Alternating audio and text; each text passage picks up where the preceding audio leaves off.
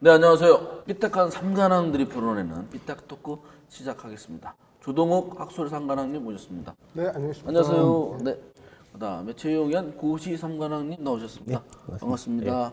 또 오늘의 저희 삐딱 토크는 영원한 우리의 기사님과 함께 시작하도록 하겠습니다. 오늘의 주제는 이겁니다. 뉴딜이냐, 빅딜이냐, 도대체 뭔 딜이 이렇게 많은지. 충북형 뉴딜 사업, 이 말 많아요? 사업 설명을 전문 변호사님께서 먼저 한번 설명 좀 해줘봐요. 최근에 이제 도에서 이제 충북 도의회에 추가 경정 예산안, 4차 추가 경정 예산안을 제출했는데 총액이 이제 4천억인데, 그러면서 추가 경정 예산을 제출하면서 한 500억 가량을 충북형 뉴딜 사업에 쓸 거다라고 하면서 코로나19로 인한 경기 침체에 대응해서 경기를 회복시키기 위해서 500억 정도를 투자한다, 이렇게 얘기를 했는데, 그 첫째가 이제 우리 마을 뉴딜 사업이라고 해서 마을에 있는 SOC 사업, 다리 놓거나 마을회관을 만들거나 뭐 이런 사업에 204억 정도 투자를 하고, 기업 유치해 오는데 100억 원 정도 쓰고, 시군 대표 사업, 시군이 11개 시군이 대표적인 사업을 선정해서 하나씩 선정해서 주면 거기에 한 200억 가량 정도 이렇게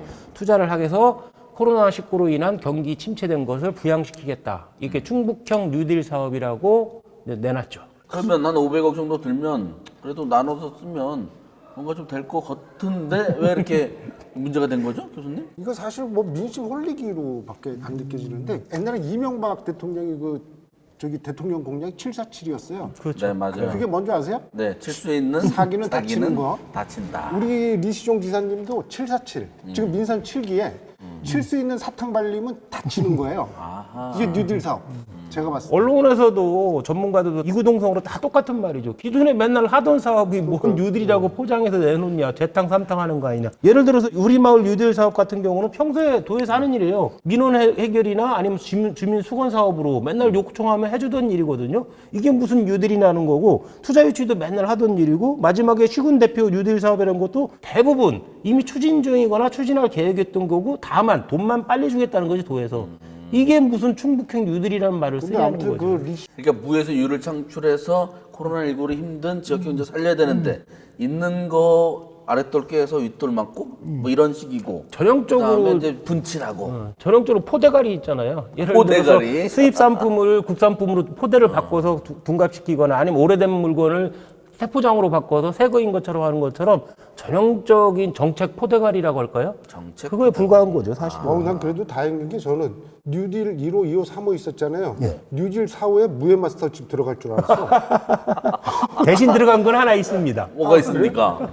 우암산 명품 둘레길. 그러니까. 정말 새로운 것 하나도 없는 것 같은데 딱 하나 새로운 것이 있어요. 우암산 명품 둘레길 사업. 이게 지금 충북도 확대 간부회에서 네. 지시사항 딱 나오니까. 2주 전에, 2주 전에 내부회의에서 이시종 지사가 한번 검토해보라 했더니 갑자기 올라갔어요, 이게. 또 확대 간부회에는요, 네. 지키는 명언이 있어요. 적자 생존. 적어야 돼? 적어야 돼. 적어야 시키는데 적어야 돼. 적자 생존. 그게 뭐 이렇게 우암산을 이렇게 이렇게 쭉 둘러서 이제 지금 찾길이 있으니 그거를 이제 사람도 다니게 하는 그런 길로 하자는 거는 뭐 언뜻 보면 좋고, 또 환경단체도 굉장히 찬성하는 입장인 것 같은데, 갑자기 추진되는 데다가 사업성 검토도 없었죠, 기본적으로. 그게 다 환영할 것이냐. 그거 거기에 절도 몇 개가 있고요. 아니, 저게 안 걸어도 좋은데 보게라도 좀 해줘. 보게라도. 우암산 보여요? 기본적으로 이제 어떤 정책이나 사업을 한다고 할 때는 반드시 예산, 재원 마련과 이게 연계시켜서 도의회에 제출을 해야 되는데, 예를 들어 우암산 명품 둘레길 사업은 사업성 검토도 안 돼 있는 상태에서 예산부터 달라고 하는 꼴이고, 정반대로 청주 정시환 사업 같은 경우는 이미 사업성도 검토도 다 됐는데 예산을 한 푼도 올리지 않았어요, 또. 한다고 하면서도. 어떤 것은 뭐 예산만 달라고 하고, 어떤 것은 정책도 없는데 예산부터 달라고 하는 거. 변호사님, 우리 2년만 잘 참자고, 죽지 말고.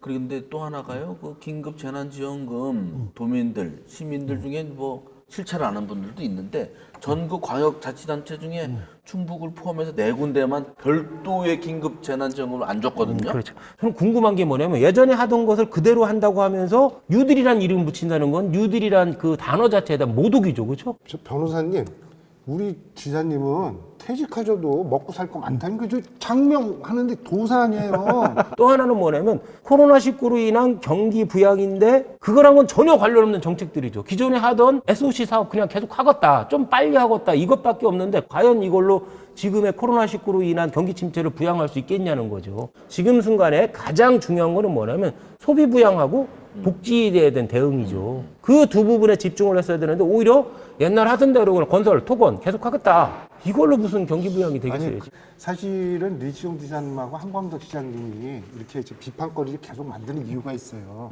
용모가 오래 사니까 오래 살려고 그러는 거지. 다음 주에 또 뭐 좋은 걸 또 내놓으시겠죠. 뭐 그렇죠. 그걸 기대하도록 하겠습니다. 오늘 말씀해 주셔서 감사합니다.